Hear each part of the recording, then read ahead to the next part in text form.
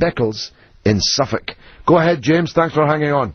Hi, George. Good to talk to you. And you, my friend. I couldn't disagree with you more over Iran, though. Okay. There's several options on the table, and the only real feasible option is a strategic strike against the nuclear HQ in Just explain Iran. to people what you mean by strategic strike, James, in real human terms. Well, I'd imagine that the mission would be conducted something like a stealth bomber, possibly from Israel, dropping bunker buster missiles on northern Iraq, which will then essentially destroy the... In northern Iraq? In northern Iran, sorry, which will then destroy the nuclear sites in north. But Iran's nuclear strikes are more than 80 in number and scattered throughout the country. They're scattered throughout the country, but there is intelligence as to where they would be. Would that be the kind of intelligence that told us there were weapons of mass destruction in Iraq? Well, there would be no grounds for a strike on northern Iran unless there was good grounds to believe that there were nuclear installations there. But we were told that there were good grounds for believing that the Iraqis had weapons of mass destruction, and that turned out, however good the grounds for suspecting, to be absolute balderdash. But you're talking there about an invasion which led to regime change. No. I'm just dealing, first of all, James, with the issue of intelligence. You're telling me that this will be done, and the anodyne, or if you'll forgive me saying so, Orwellian phrase that you used, was a strategic strike, which is, of course, code for large amounts of high explosives raining down on people's heads. Now, you say you know where Iran's nuclear facilities are, although you didn't appear to know that they're more than 80 in number, and they're not in northern Iran, they're all over Iran. And then you tell me that that would be the target because of intelligence.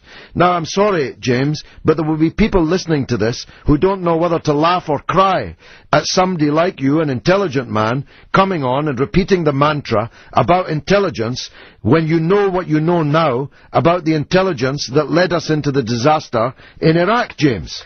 If I can answer that, George. Of course. If you're suggesting that there's going to be a full military invasion of Iran... No, I'm not suggesting that.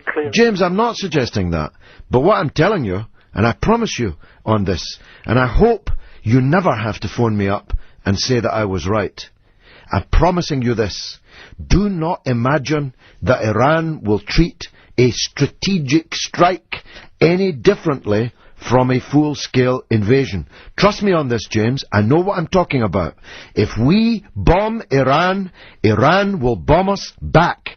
And amongst the places it will bomb us is here in the centre of London. Innocent people will die. Don't imagine for 1 second that the deaths will be restricted to Iranians in the north of Iran or anywhere else. Any attack on Iran will be met by a full-scale response by Iran everywhere and anywhere. Trust me on that, James. Which is why we must disable it from having nuclear weapons. Well, you say that, but I wonder, living in Suffolk, if you're just maybe imagining you'll be safe from being disabled yourself.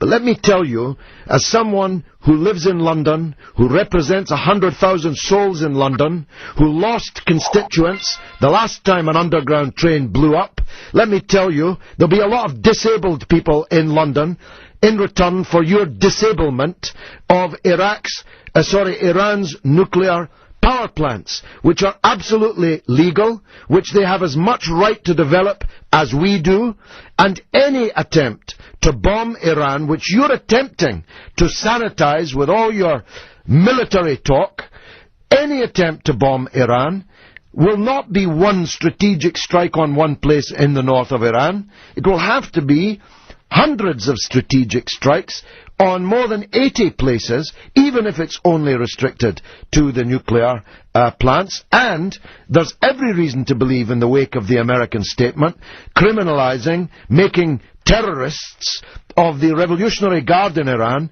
which is 150,000 people, which is an indispensable part of Iran's military forces, as terrorists. There's no reason to believe that they're not going to be attacked as well.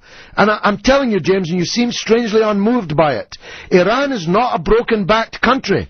Don't imagine this is some cheap, broken-down, darkest African, impotent, defenseless country that you are so somnolently seeking to talk us into bombing.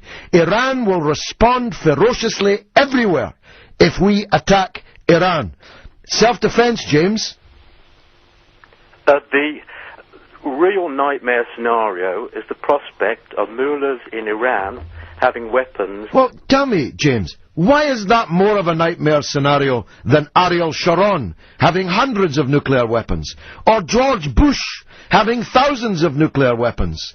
Or General Musharraf, who's one bullet away from Islamic revolution in Pakistan, having nuclear weapons? Or the government of India, which refuses to live up to its promises under the Non-Proliferation Treaty? Why are some people, James, allowed to have nuclear weapons, but others are not? The threat that we face from Iran is far, far greater than the threat we face from the United States. Why do we face a threat from Iran? What has Iran ever done to us? Iran hasn't invaded another country in more than 300 years. And 300 Spartans saw them off. What's the threat from Iran to us? What have they ever done to us, James? Well, Iran, if you recall, fought a very brutal war against Iraq. I can't believe that you just said that. Iran didn't fight a brutal war against Iraq. Iraq invaded Iran. Iraq invaded Iran using our weapons and with the support of our government. What do you mean they fought a brutal war against Iraq? They were invaded, for God's sake. They were invaded, but they fought a very brutal campaign. What does that have to do with them being a threat to us, for God's sake? We encouraged Iraq to invade them, and now you're using the fact that they fought hard to defend their country when it was invaded as a reason for us invading them. You're going to give me a heart attack, James. I better go on to another caller. Here's Andy in West Wickham. Go on, Andy.